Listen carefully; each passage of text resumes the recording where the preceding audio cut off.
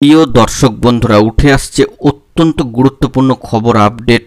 কার্যত 2024 সালের মাঝামাঝি সময় দাঁড়িয়ে শিক্ষক নিয়োগ তাহলে কি আর হবে না? ব্যয় সংকোচন নীতির অত্যন্ত গুরুত্বপূর্ণ একটি খবর আপডেট। কোন কোন ক্ষেত্রে প্রাধান্য দেওয়া হচ্ছে? অবশ্যই আর্জেন্ট ভিডিও সম্পূর্ণ শেষ পর্যন্ত শুনে বোঝার চেষ্টা করবেন। চ্যানেলটিকে সাবস্ক্রাইব করে সঙ্গে থাকবেন। চলুন কথাবার্তা না বাড়িয়ে আলোচনায় প্রবেশ করি। কার্যত একটি সংবাদকে কেন্দ্র করে এবং সেই বৈঠক বা আলোচনা থেকে যে বিষয়টি উঠে এসেছে তাকে কেন্দ্র করে শূন্যপদ সংকোচন সংক্রান্ত বিষয় অত্যন্ত তাৎপর্যপূর্ণ একটি খবর আপডেট উঠে আসছে। প্রথম সারির দৈনিক সংবাদপত্রে, জনপ্রিয় দৈনিক সংবাদপত্রে কিন্তু বিষয়টি উঠে এসেছে। তো সেই দিক থেকে শিক্ষক নিয়োগ কি আর হবে না? সেই সংক্রান্ত শূন্যপদ কি আর প্রকাশিত হবে না? আসুন আমরা বিস্তারিত খবরে কি উঠে আসছে সেটা একটু দেখে নেওয়ার চেষ্টা করি। বন্ধুরা, বিষয়টি একটু গুরুত্ব দিয়ে খেয়াল করার চেষ্টা করবেন যে বর্তমানে রাজ্যের আর্থিক পরিস্থিতির উপর নির্ভর করে বা সেই দিকটি বিবেচনা করে অপ্রয়োজনীয় খরচে এবার হ্রাস টানার বার্তা দীর্ঘদিন ধরেই দিয়ে আসছে রাজ্য।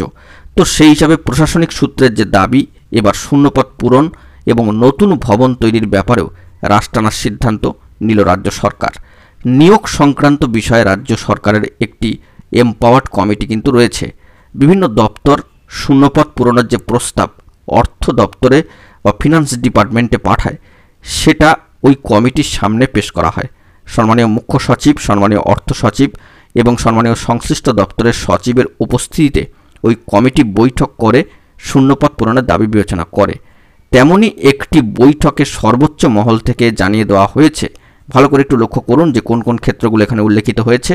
তো তার মধ্যে পুলিশ, পূর্ত বা স্বাস্থ্যের মতো খুব জরুরি, অর্থাৎ খুব এসেন্সিয়াল এবং এমার্জেন্সি বেসড যেগুলো, এইসব কিছু ক্ষেত্রে দাবির, অর্থাৎ যে শূন্যপদটা দাবি করা হবে প্রকাশের জন্য বা নিয়োগের ক্ষেত্রে তার 50% পর্যন্ত, অর্থাৎ 50% পর্যন্ত পদ পূরণের ছাড়পত্র দেওয়া যেতে পারে।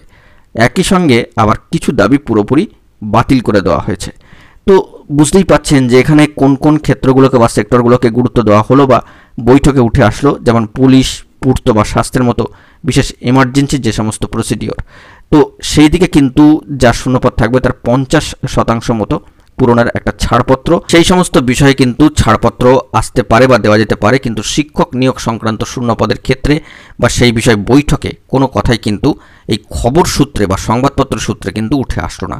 তাহলে বিষয়টি কীরকম দাঁড়াচ্ছে? অনেকে চিন্তা করছেন যে শিক্ষক নিয়োগ কি তাহলে আর হবে না? এই বিষয়ে তো বৈঠকে কোনো কথাই উল্লেখিত হয়নি দৈনিক সংবাদপত্রে। তো দেখুন এই বিষয়ে কি খবর আপডেট পরবর্তী ক্ষেত্রে উঠে আসবে সেটা দেখার বিষয়। প্রশাসনিক সূত্রে যে খবর আপডেটটি উঠে আসলো সংবাদপত্র কেন্দ্র করে, সেটাই কিন্তু তুলে ধরার চেষ্টা করলাম। তো সেই দিক থেকে এখন নতুনভাবে শিক্ষক নিয়োগ সংক্রান্ত নোটিফিকেশান শূন্যপদ সহ কবে আসবে না আসবে বা শূন্যপদ কতটা আসতে পারে না পারে সেই সংক্রান্ত বিষয়ে যে আপডেট উঠে আসবে পরবর্তী ক্ষেত্রে, সেই দিকে কিন্তু আমরা ফোকাস রাখছি। দেখা যাক কি খবর আপডেট উঠে আসে। বন্ধুরা, এখন এই পর্যন্তই। গুরুত্বপূর্ণ আপডেটগুলি পাওয়ার জন্য চ্যানেলটিকে সাবস্ক্রাইব করে সঙ্গে থাকুন। ধন্যবাদ।